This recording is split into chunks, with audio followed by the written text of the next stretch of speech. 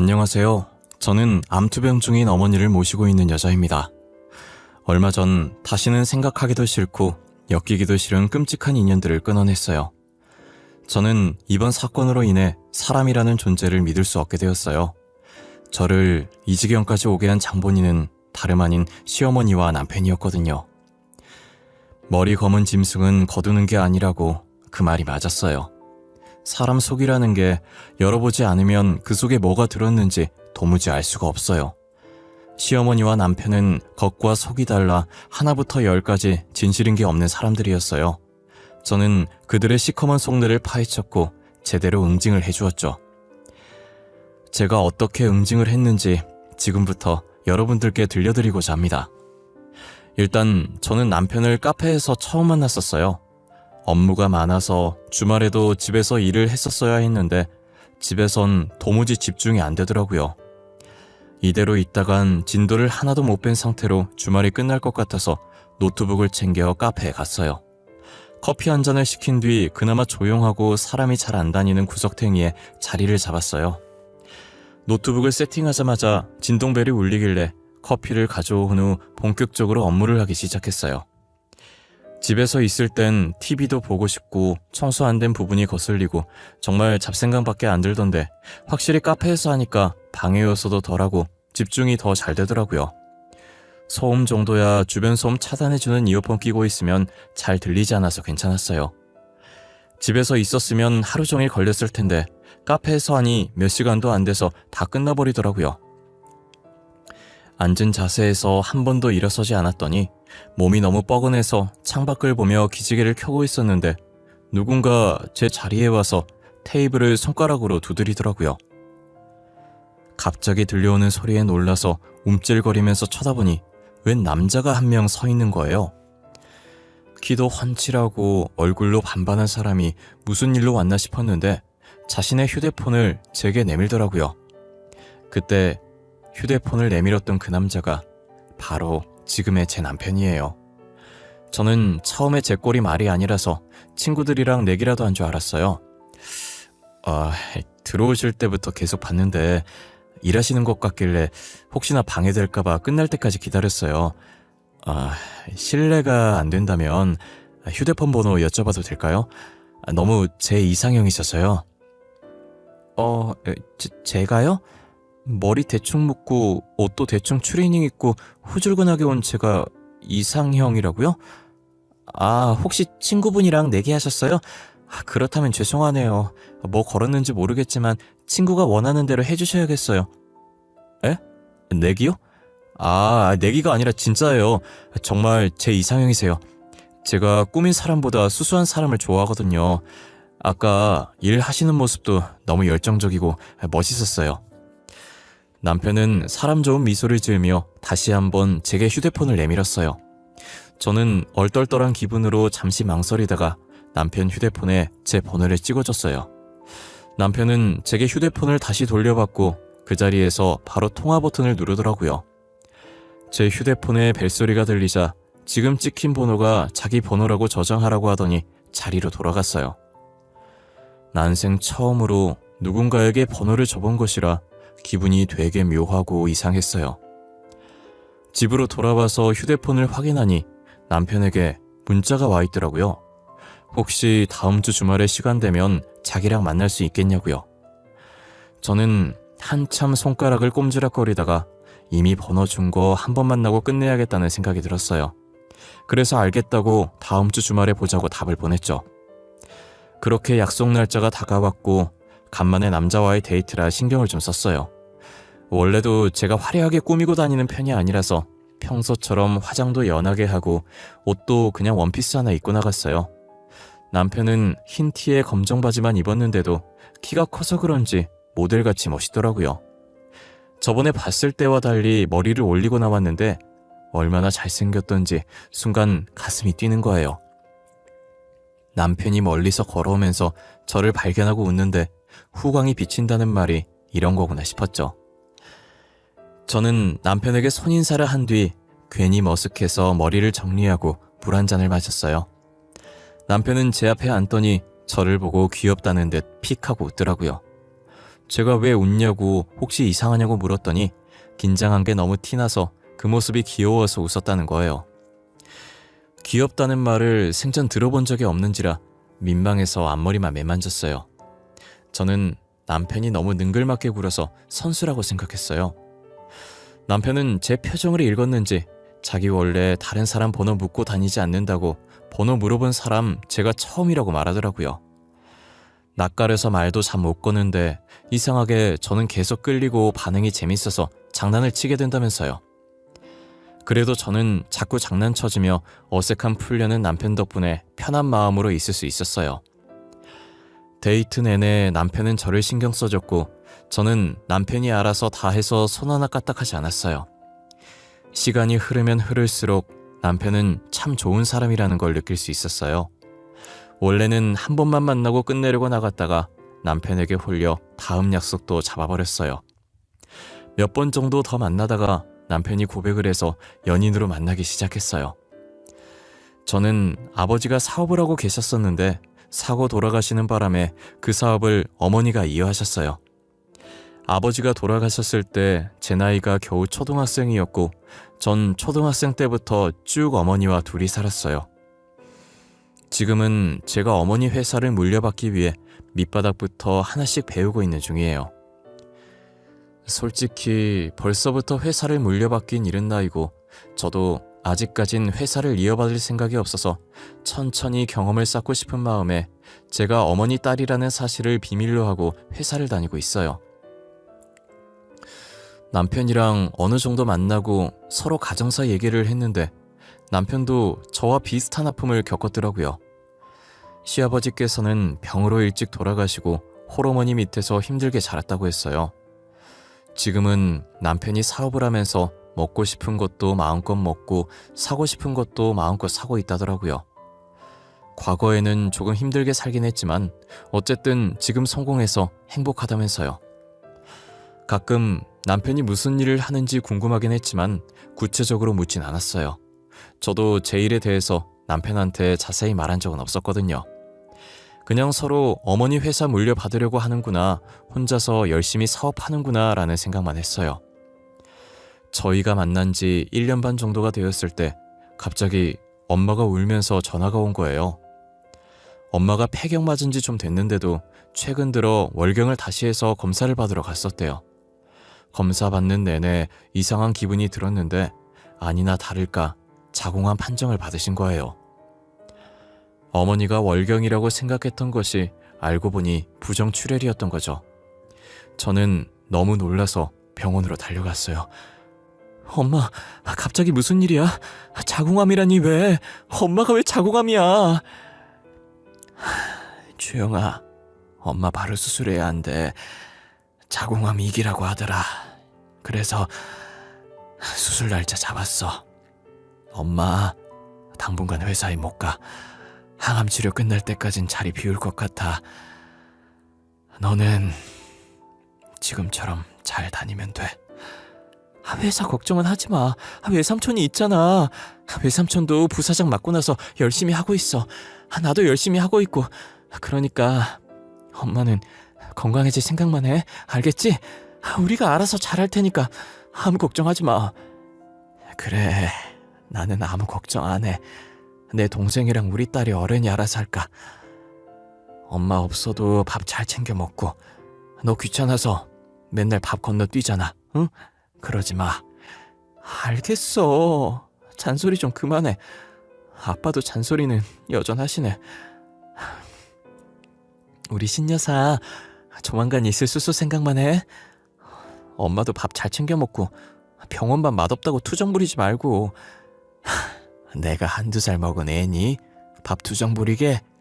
너나 잘해 이거사. 나는 죽어서도 네 걱정하느라 편히 못 갈 거야.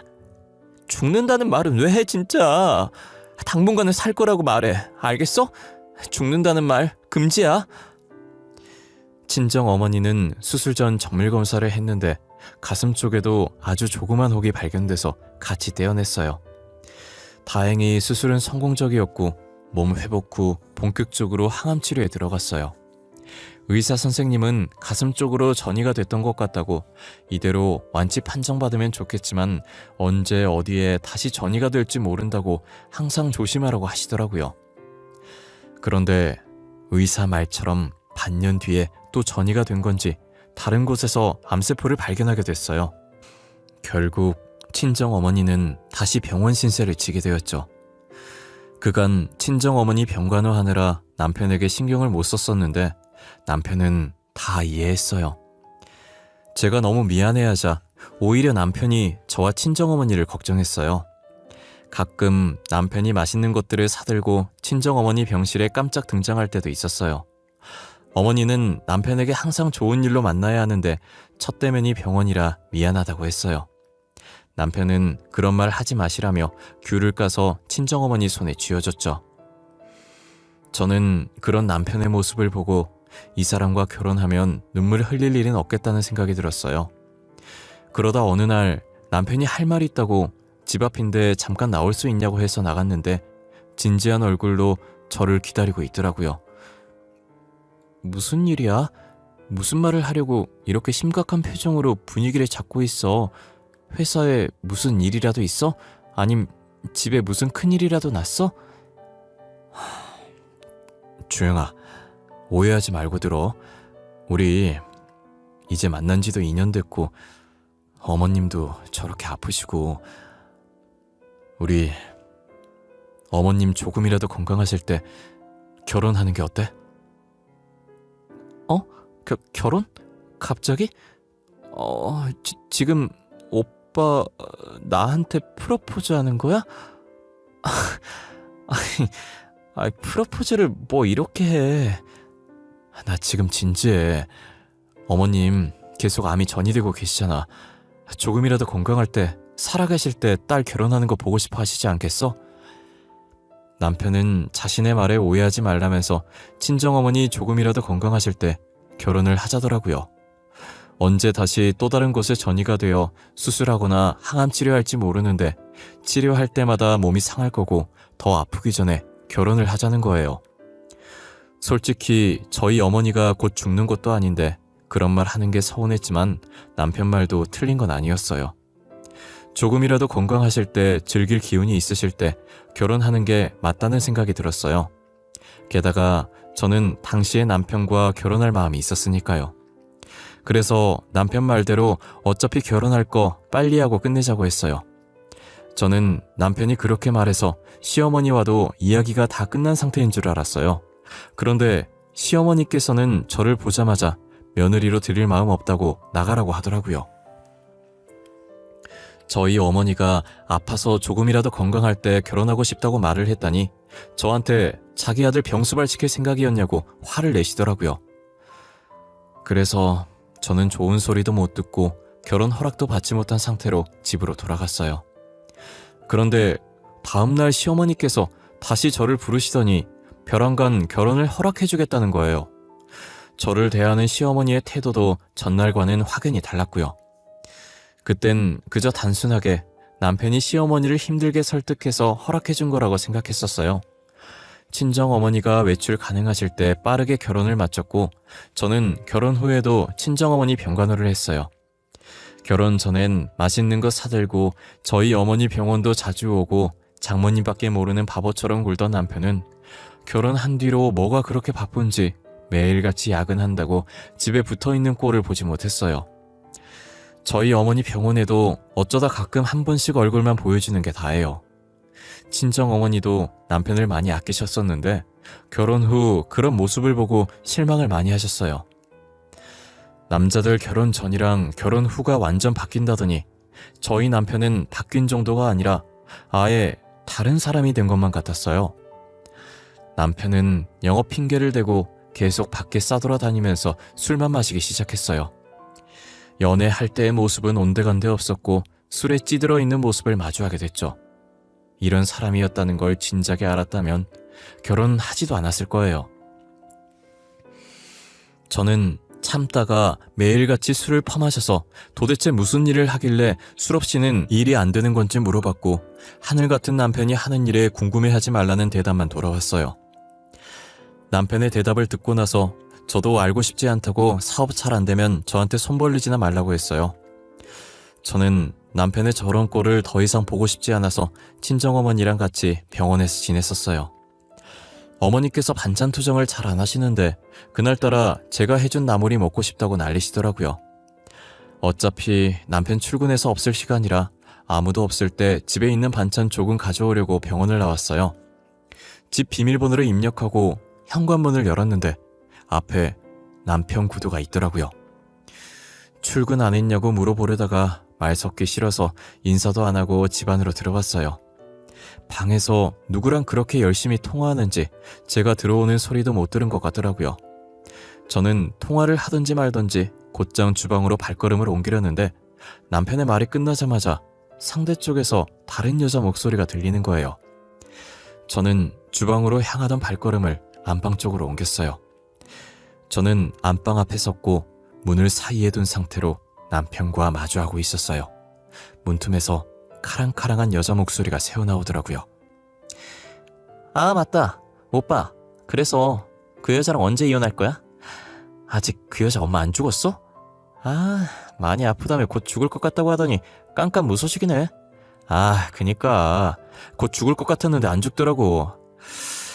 역시 목숨이라는 게 끈질겨. 아, 그 아줌마가 빨리 사라져야 사위인 내가 그 회사를 물려받을 텐데. 근데 그 회사가 진짜 그 아줌마 회사 맞아? 돈 많은 거 맞냐고. 오빠도 사업한다고 거짓말 치고 다니잖아. 그 여자도 오빠처럼 거짓말 하는 거 아니야? 아, 그건 아니야. 내가 결혼 준비하면서 걔네 집도 가봤는데 진짜 부자야. 근데 부자 티를 안 내. 아니, 그때도 평범하게 입고 와서 우리 엄마가 돈 없는 집안인 줄 알고 결혼 허락 안 해줘서 당황했잖아. 나도 그 얘기 듣고 얼마나 웃었던지. 오빠가 그 부잣집 재산 그대로 꿀꺽하면 오빠 어머님한테도 조금 주겠다고 했다며? 그래야 결혼 허락해주겠대.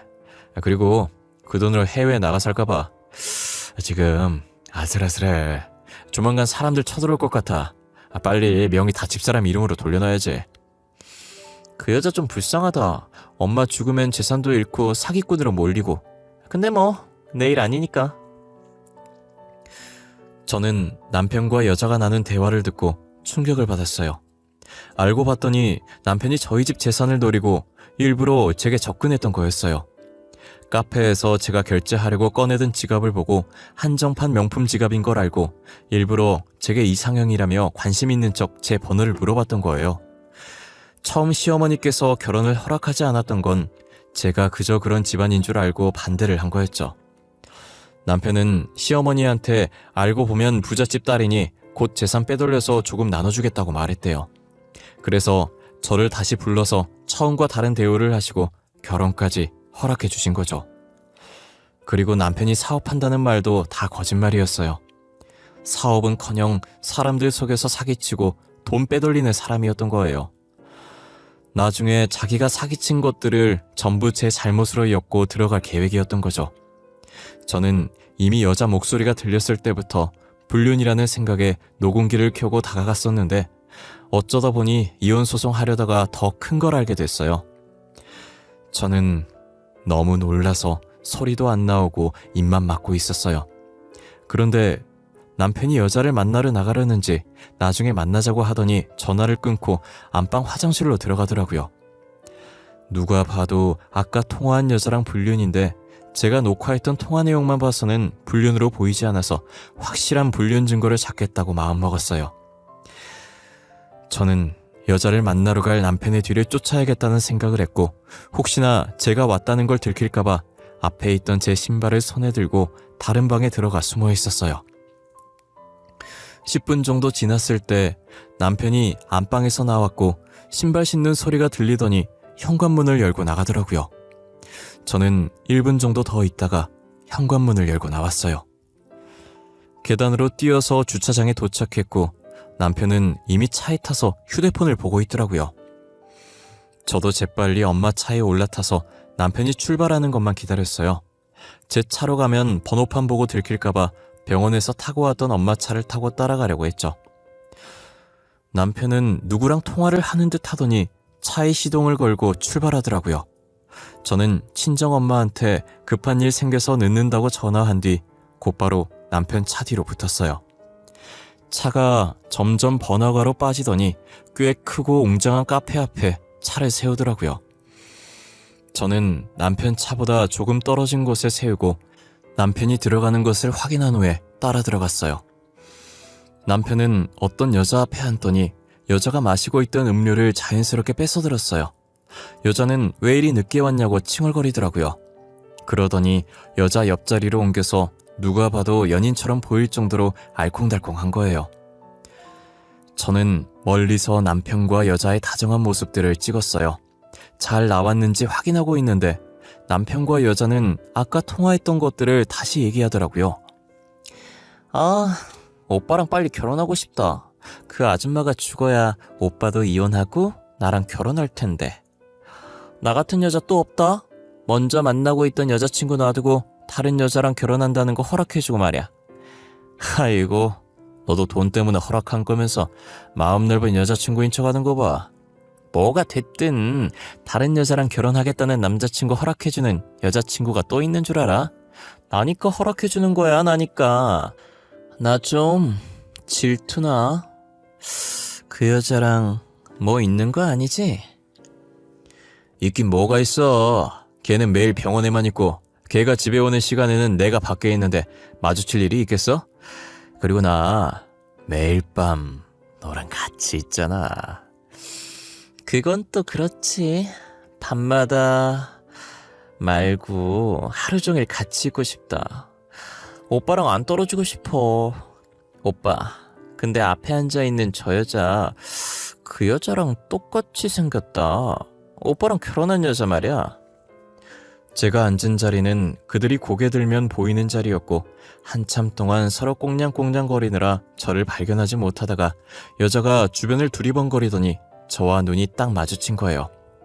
이 카페가 저희 집과 거리가 꽤 있는지라 제가 올 거라는 생각을 못하고 저와 닮은 사람인 줄 알더라고요. 남편은 여자의 말에 누구 말하는 거냐며 여자가 보고 있던 방향으로 시선을 돌리더니 저와 눈이 마주치자마자 얼굴이 새하얘지더라고요. 저는 일어나서 그들이 있는 테이블로 발걸음을 옮겼어요. 여자는 사태 파악이 안 되는지 저와 가까워지자 가까이서 보니 더 똑같다며 마냥 웃고 있더라고요. 내가 저 남자 와이프랑 똑같이 생겨서 신기한가 보다. 근데 어쩌냐? 난 닮은 사람이 아니라 진짜 저놈 와이프인데 말이야. 당신 여기 어떻게 왔어? 아니 그니까 예, 내 사촌 동생이야, 사촌 동생. 오해하기 딱 좋은 상황이란 거 아는데 진짜 그런 거 아니야.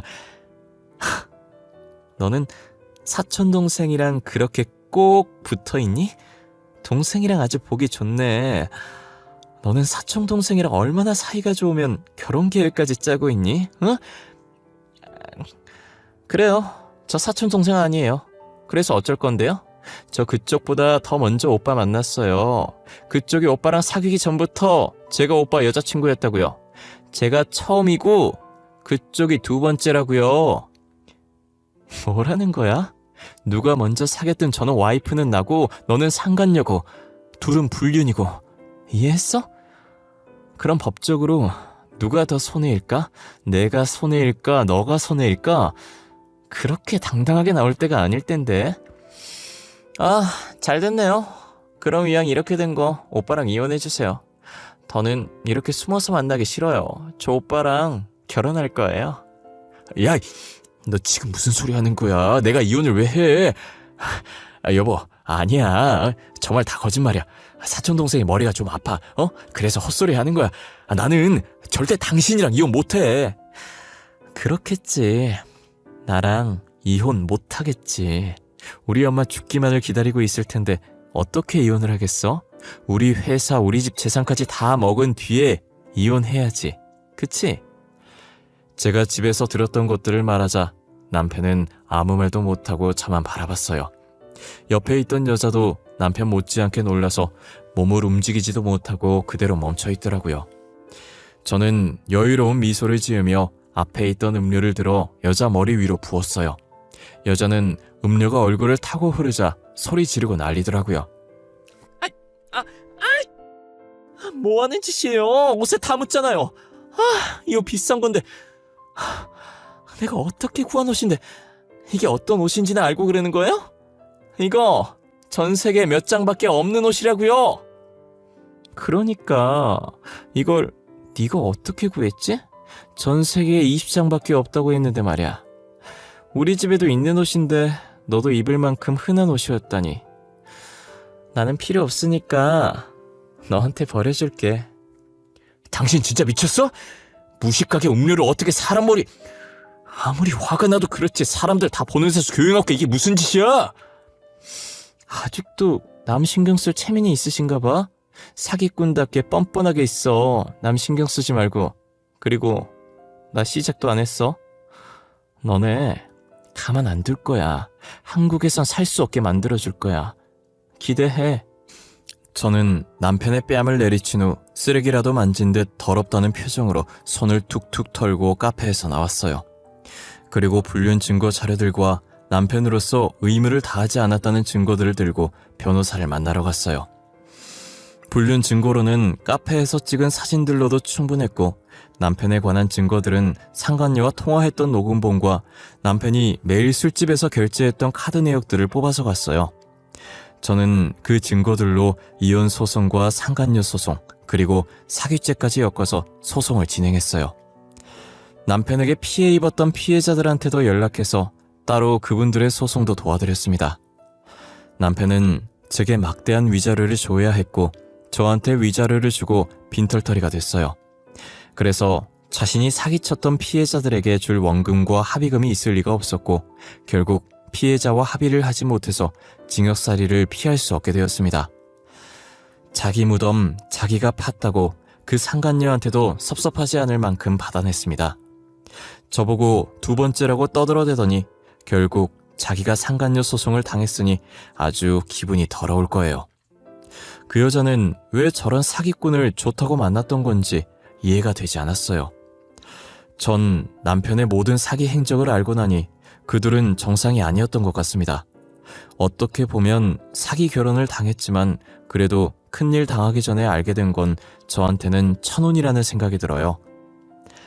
남편과 이혼 후 가끔 저희 어머니가 남편은 잘 지내냐고 물어보시는 거예요.